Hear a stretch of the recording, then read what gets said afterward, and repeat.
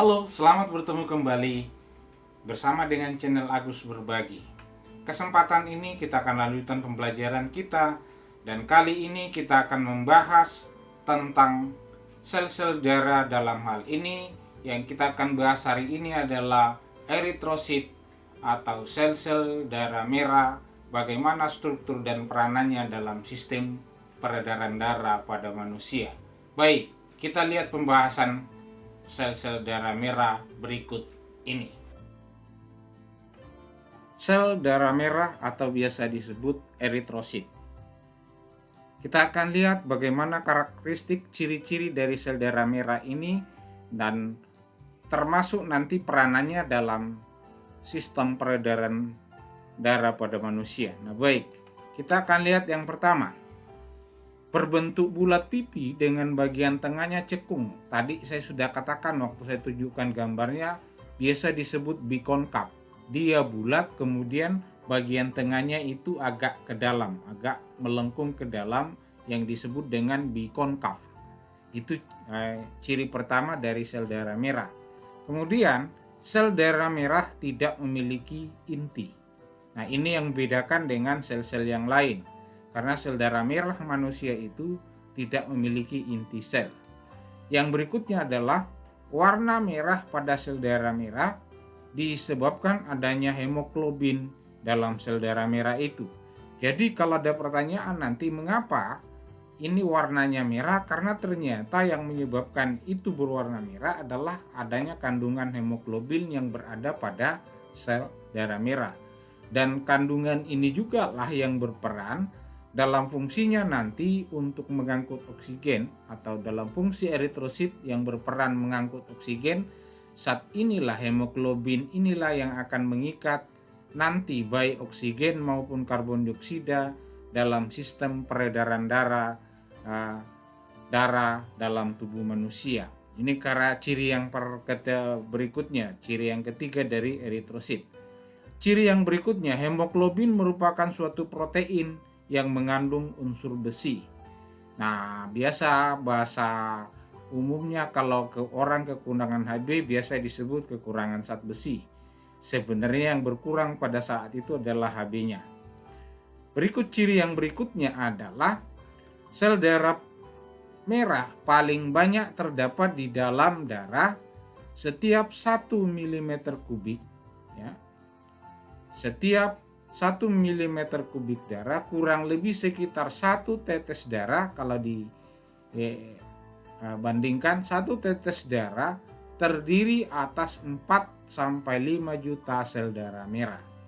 Jadi kalau darah kita itu keluar 1 tetes, kurang lebih itu jumlah selnya itu 4-5 juta sel darah merah di situ.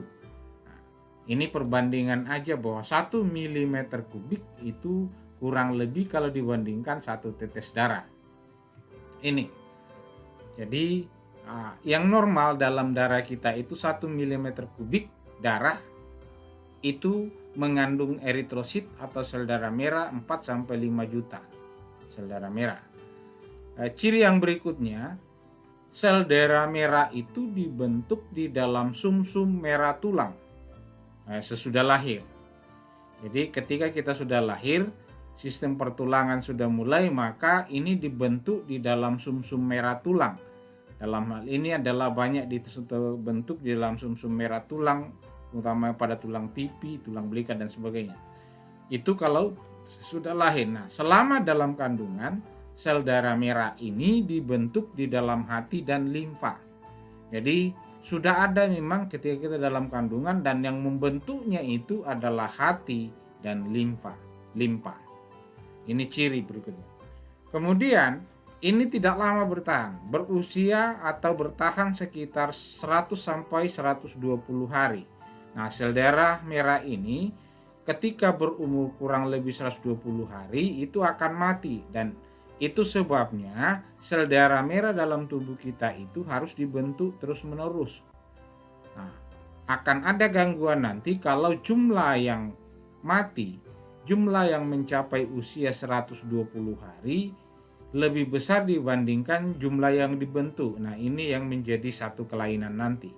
Nah, kisaran itu 120 hari. Nah, sel-sel darah yang telah tua akan dihancurkan oleh sel yang disebut dengan sel makrofag di dalam hati dan limpa. Jadi dibawa ke hati nanti dihancurkan. Nah, nanti penghancurannya itu akan kelihatan, ada yang masuk ke dalam cairan empedu, kemudian nanti memberi warna pada feces, bilirubin misalnya. Ini cirinya. Nah, kalau strukturnya seperti ini tadi, bahwa dia modelnya bulat, kemudian kedua pipinya itu cekung ke dalam yang disebut dengan bikonkap. Sel darah merah tidak memiliki inti sel. Nah, dalam proses pengangkutan tadi saya katakan bahwa yang menyebabkan warna merah itu adanya zat besi yang terkandung dalam sel darah merah yang disebut dengan hemoglobin.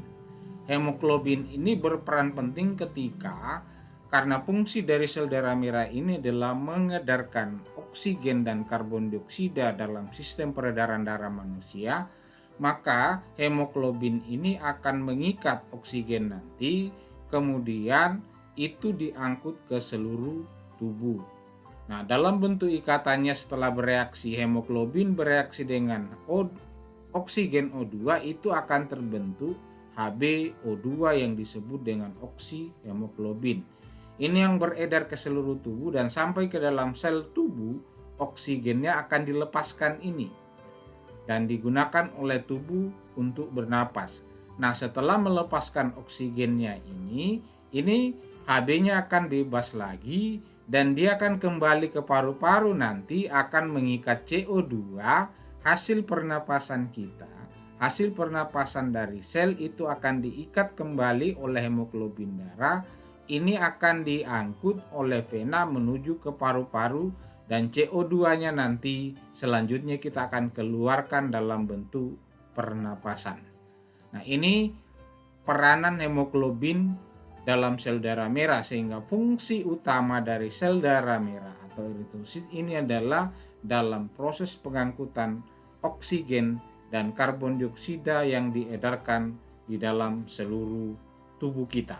Itulah tadi pembahasan kita tentang ciri-ciri sel darah merah, bagaimana peranannya, di mana dibentuk, fungsinya bagaimana dalam sistem peredaran darah pada manusia.